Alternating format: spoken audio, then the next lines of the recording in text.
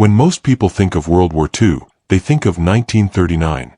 German tanks storming into Poland, Britain and France declaring war, and Hitler standing at the height of his power. But here's the shocking truth. World War II didn't really begin in 1939.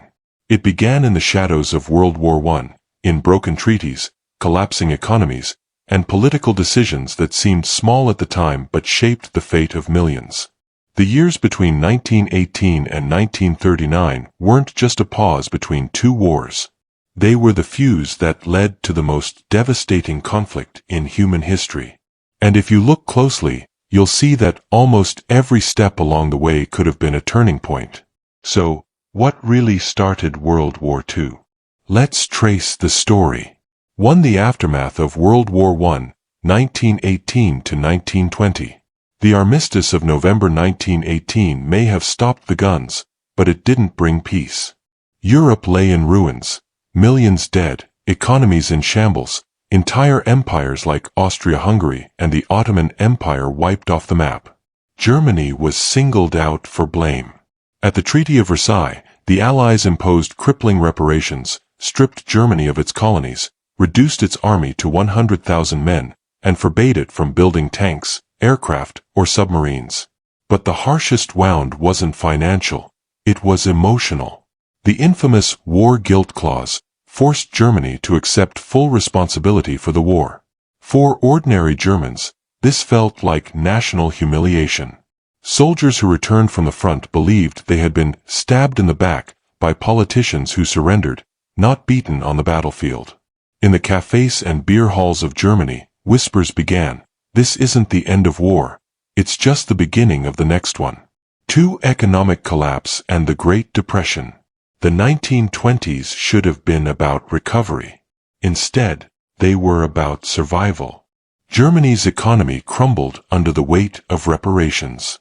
By 1923, hyperinflation was so extreme that workers were paid twice a day, rushing to spend their wages before they lost value. Families burned banknotes for warmth because they were cheaper than firewood. The 1924 Dawes Plan briefly stabilized Germany, with U.S. loans propping up the economy. But when the Great Depression hit in 1929, everything collapsed again. Factories closed, millions were unemployed, and political extremism flourished. It wasn't just Germany. The Depression shook the entire world. In America, breadlines stretched for blocks. In Britain, unemployment reached record levels. Around the globe, democracies looked weak and ineffective. And when democracy fails to deliver, people start looking for strongmen. 3. The rise of dictators, 1920s, 1930s. This was the perfect environment for dictators to rise. In Italy, Benito Mussolini promised to restore the glory of Rome. His fascist blackshirts used violence and propaganda to silence opponents. By 1922, he had seized power. In Germany, Adolf Hitler took notes. He rose from a failed coup leader in 1923 to a powerful political force by the early 1930s. His speeches promised to tear up Versailles, restore jobs, and make Germany proud again. In Japan, military leaders grew convinced their island nation needed to expand or die. They dreamed of controlling Asia and the Pacific. Dictators offered simple answers to complex problems.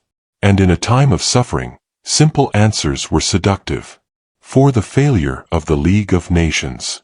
After World War I, the League of Nations was meant to guarantee peace. But it was weak from the start. The U.S., the very nation whose president had dreamed it up, never even joined. And the League had no army, no teeth, and no way to enforce its resolutions. When Japan invaded Manchuria in 1931, the League condemned it but did nothing. When Mussolini invaded Ethiopia in 1935, sanctions were announced but barely enforced.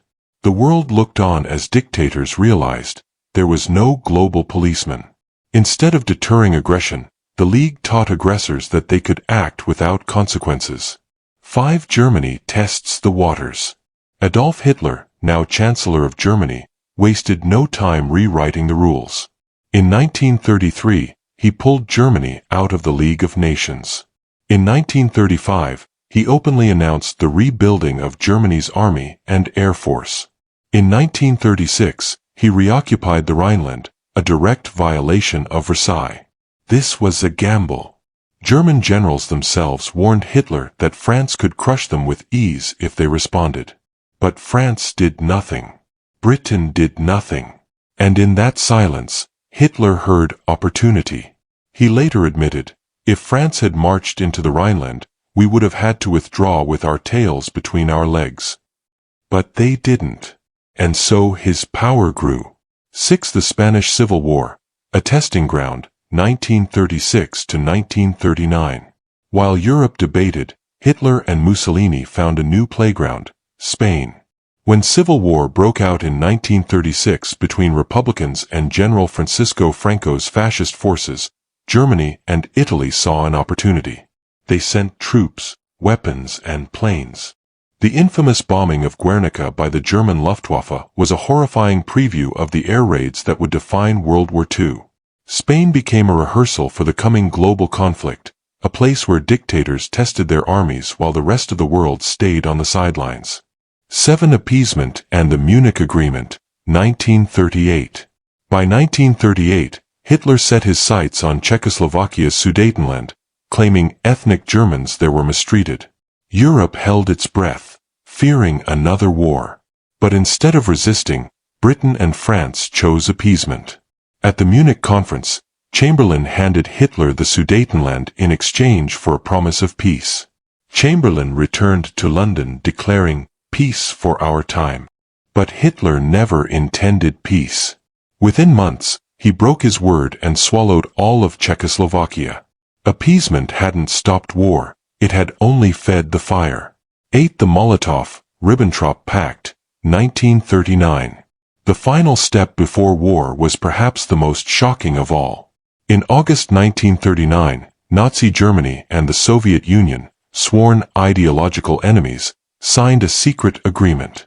The Molotov-Ribbentrop Pact divided Eastern Europe between them. Poland would be split in two. Stalin would take the Baltic states. Hitler would be free to attack without fear of Soviet interference. For Europe, this was the moment of no return. Just days later, on September 1, 1939, German tanks rolled into Poland. Britain and France declared war. World War II had begun, but the truth is, it had been unfolding step by step for 21 long years. Conclusion. World War II wasn't caused by a single invasion. It wasn't even caused by a single man.